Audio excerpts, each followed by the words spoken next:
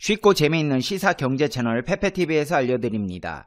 우리가 평소에는 의식하고 있지 않지만 인간의 경제활동에는 애덤 스미스의 국부론, 즉 개인의 이기심에 따라 물건의 가격이 결정되고 노동이라는 것 또한 개인의 욕구를 충족시키기 위해 이루어지게 되어 있습니다.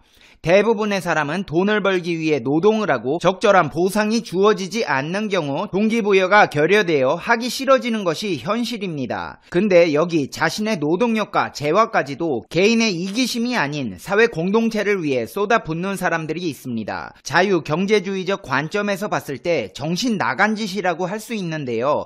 대체 이 정신 나간 사람들은 누굴까요? 지금 바로 소개해드리겠습니다. 식당 운영해보신 분들은 아시겠지만 식당 경영하는 데에는 원자재비 외에도 많은 돈이 들어갑니다. 임대료, 인테리어비, 직원들 봉급, 물값, 기름값, 전기비, 가스비, 그릇값, 숟가락, 젓가락, 청소 비품, 메뉴판, 빌지, 인터넷비, 전화비 이외에도 기타 등등 돈 들어가는 곳이 한두 군데가 아닙니다.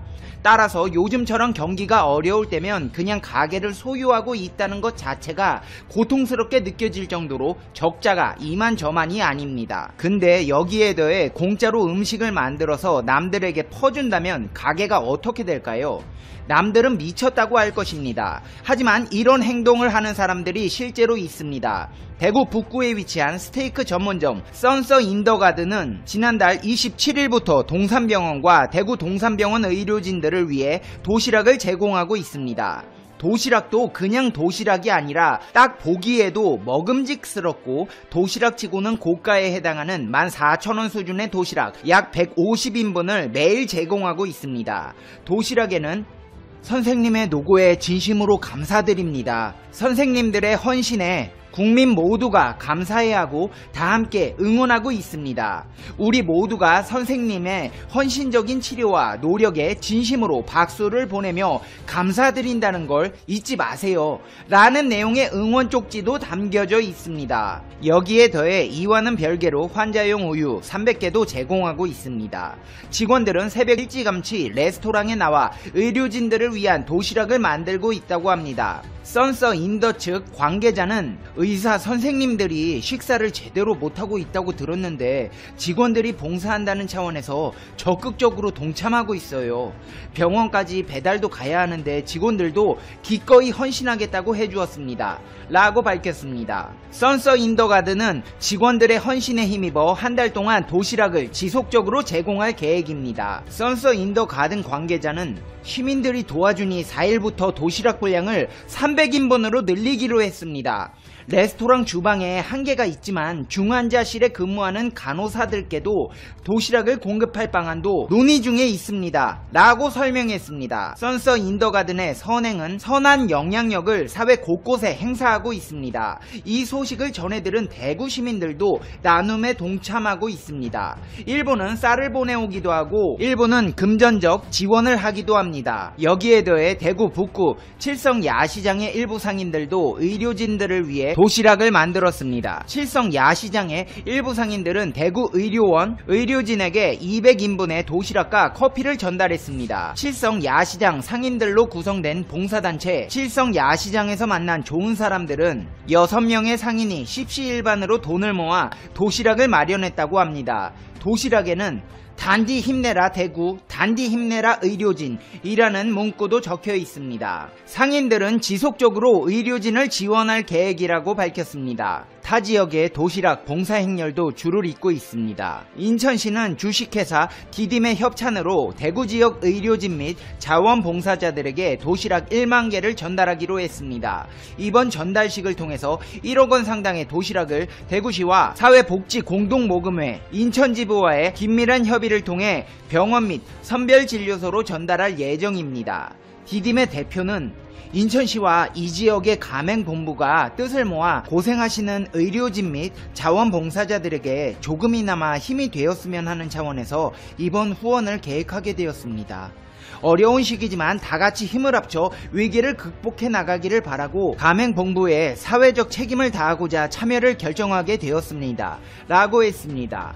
도시락 봉사만 있는 것이 아닙니다. 의료 봉사도 있습니다. 연세대 세브란스 병원은 대구로 의료진 13명을 파견했습니다. 이번 의료팀은 심장내과 교수 1명과 중환자실, 인공신장실, 혈액내과, 이식외과, 정신건강의학과, 소화기내과, 신경과, 외과병동, 성인재활의학과에서 근무하는 간호사 12명으로 구성되었습니다. 우선 1차로 심장내과 교수와 간호사 5명을 급파하고 2차 파견 의료진은 3월 18일 출발해 14일간 같은 장소에서 활동합니다. 세브란스 병원 의료원장은 대한민국을 넘어 전 세계에 큰 이슈가 있을 때마다 세브란스는 가만히 있지 않았습니다.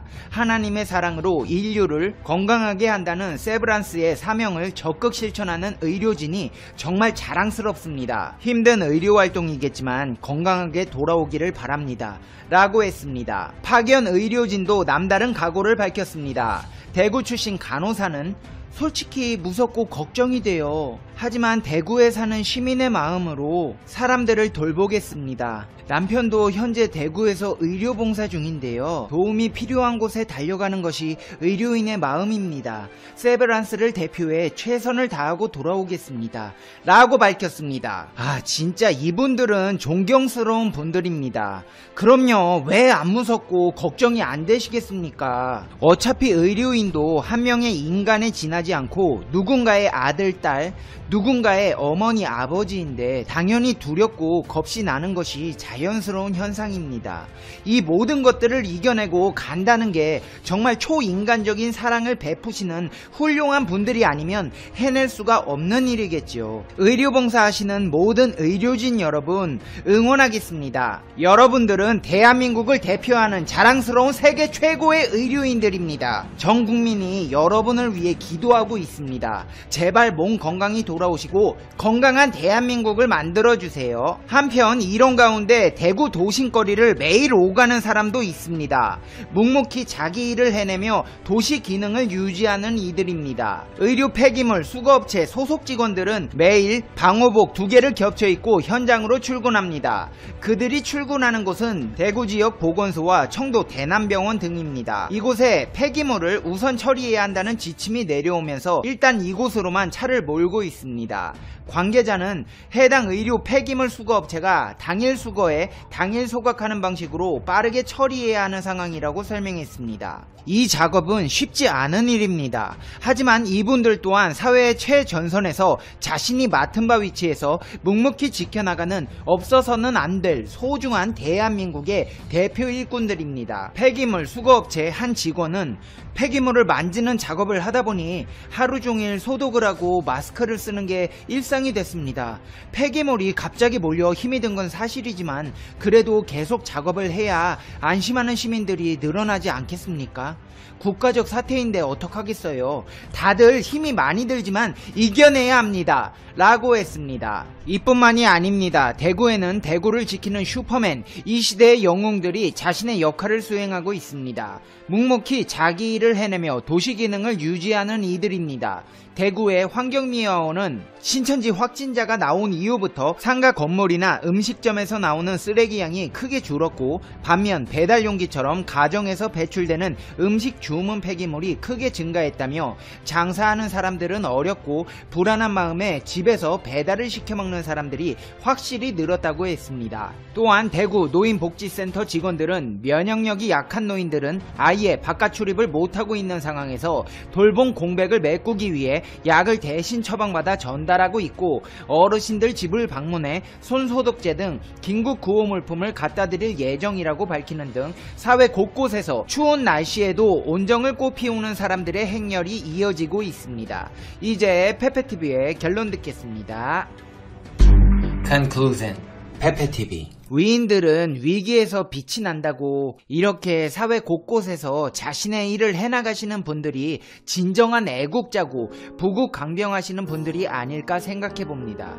대한민국 의료진 여러분 화이팅입니다. 힘내시길 응원합니다. 특히 대구로 봉사 가시는 의료진 여러분 정말 존경합니다. 여러분은 사랑을 실천하는 자랑스러운 세계 최고의 대한민국 의료인들입니다. 몸조심히 다녀오셔서 건강한 대한민국을 만들어 주시기를 부탁드립니다. 대구 지역 여러분 힘내세요. 그 밖의 지역 대한민국 국민 여러분들 모두 힘내시기 바랍니다. 우리가 힘을 합쳐서 조심하면 이 또한 지나갈 것이고 모든 것이 좋아질 날이 반드시 올 겁니다. 지금까지 많은 위기를 겪어왔고 우리는 항상 이겨내왔습니다. 이제 곧 봄이 옵니다. 우리는 모두 알고 있습니다. 꽃마다 피는 시기가 다를 뿐 꽃은 필 수밖에 없으며 모든 것은 완벽하게 이루어지게 될 수밖에 없다는 것을. 시청자 여러분, 다 같이 힘내서 우리 이 위기를 이겨내요. 페페TV 시청자 여러분은 어떻게 생각하세요? 중국이 코로나에 맞서 서사시적 역사를 새롭게 썼다며 자화자찬하고 있습니다. 역시 중국다운 발언입니다. 중국이 프로파간다에 얼마나 목숨을 걸고 있는지 잘 알 수 있는 대목입니다. 그런데 중국의 실제 상황은 어떨까요? 실체를 정확히 알 수는 없습니다. 이유는 통계를 조작하고 있기 때문입니다. 블룸버그 통신에 따르면 중국 질병관리예방센터는 지난 4월 3만 4천여 명을 대상으로 면역 혈청학 조사를 한 결과 검사 대상자의 약 4.4%가 항체를 가지고 있는 것으로 조사됐다고 밝혔습니다. 그런데 이 비율을 공개하면서 자신들이 조작했다는 사실을 드러내게 되었습니다. 해당 비율로 추정하건대 조사 당시인 4월 기준 우한 내 감염자는 50만 명이었을 가능성이 있기 때문입니다. 이는 우한에서 공식 발표했던 5만 건보다 10배 가까이 많은 것입니다. 중국은 사태 초기 미흡한 대처로 전 세계로부터 비난을 받았습니다. 또한 다른 나라들은 바이러스 사태가 계속해서 심화되는 것에 비해 중국은 신규 감염자가 거의 발생하지 않고 있죠. 물론 그들의 발표에 따르면 말이죠. 이 역시도 통계 조작일 수밖에 없습니다. 의료 후진국인데다 인구도 많고 중국인들의 특성상 통제에도 잘 따르지 않는데 무슨 능력으로 이렇게 잘 막았을까요? 불가능합니다.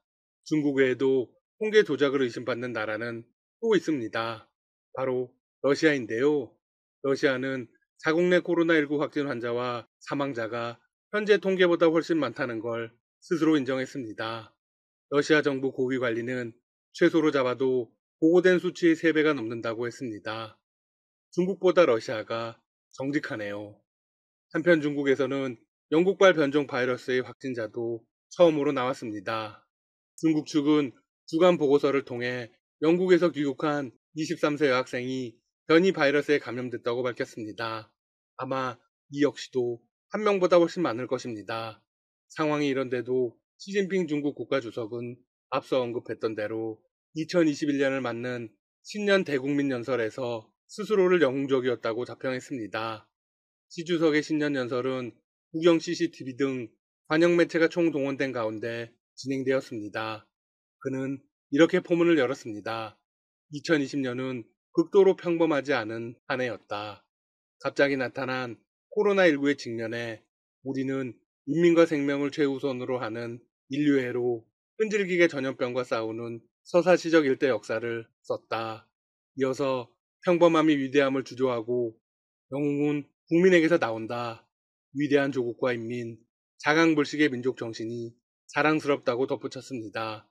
이후 자신들의 경제에 관한 자부심을 내비쳤습니다. 시 주석은 코로나19의 어려움을 가장 빨리 극복하고 중국이 세계 주요국 가운데 먼저 플러스 경제 성장률을 달성할 것이라고도 했습니다. 중국의 국내 총생산이 2020년도에 100조 위안, 우리 돈 약 15조 3,800억 달러를 넘어설 것으로 전망된다. 중국은 올해 플러스 성장을 기록하는 유일한 주요 경제국이다. 연설 말미에 시 주석은 자신들의 흑심을 드러냅니다. 그는 2021년이 중국 공산당 창당 100주년 해라면서 중국은 현대적 사회주의 국가를 완전하게 건설하기 위한 새로운 도정에 오를 것이라고 강조했습니다. 여기서 언급한 현대적 사회주의 국가 건설은 무슨 의미일까요? 네, 중국이 미국을 꺾고 사실상 세계 최강국이 되는 것을 의미합니다. 상당 부분 허풍은 있겠죠. 하지만 중국의 현재 상황을 만만하게만 볼 수는 없습니다.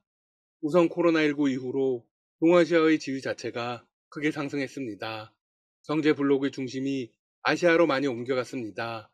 실제로 지난해 동아시아 경제 규모가 처음으로 북미를 넘어서 세계 3대 경제 블록 가운데 1위로 올라섰습니다. 또한 동아시아는 방역에서도 큰 성과를 거두고 있습니다. 북미나 유럽에 비해서 아시아의 상황이 훨씬 낫죠. 중국이 미국의 심기를 건드리는 건 또 있습니다. 미국의 대통령이 선출되지 않은 가운데 중국이 막강한 경제력과 시장을 앞세워 강력한 투자 협정을 체결한 것입니다. 바로 미국의 동맹인 유럽연합을 끌어안는데 성공했습니다. 현재 미국의 대통령이 확정되지 않았지만 올해 바이든 당선인으로 확정될 가능성이 높습니다. 트럼프 대통령의 경우 동맹 간 연대를 중요하게 여기지 않았습니다. 그래서 유럽연합과 사사건건 부딪혔죠. 하지만 바이든 당선인은 동맹을 끌어안는 게 최우선 전략입니다. 중국의 이번 행보는 그런 전략에 태클을 걸 수 있습니다. 중국은 유럽연합과의 투자협정 체결을 위해 지난 7년 이상 공을 들여왔습니다. 특히 트럼프 행정부의 압박으로 EU 회원국들은 화웨이를 포함한 중국 기업 등에 대한 제재 강도를 높여왔죠.